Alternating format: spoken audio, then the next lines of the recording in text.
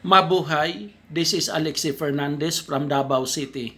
Maayong gabi sa ako ang mga followers, viewers, likers, sharers, sa ako ang mga kadaadlaw nga nagasubaybay kanako sa ako ang video clips, sa ako ang Facebook Reels. Good evening everyone.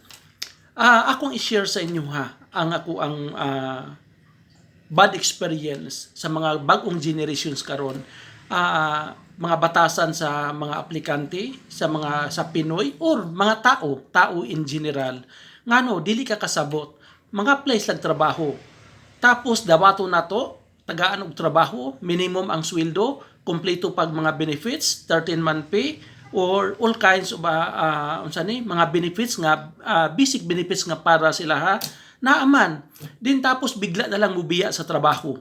Mubiya sa trabaho tapos karon lisod man sila kay daghan pag utang, puno pa sa utang. Ang akong pangutana, unsay ipalit ninyo bugas o lutuon ninyo sa inyong kaldero nga mubiya man mo sa inyong trabaho, minimum ang sweldo, din tapos naa pa mo'y anak nga ginapakaon, naa pa mo'y pamilya. Unsay inyong ipakaon sa inyong pamilya?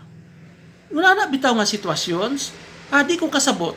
Nya magmalaki pa, gusto nga dako daig sweldo, kwartahan, ngano, college graduate mo, cum laude, ayaw na pag hinilas, dili maayo.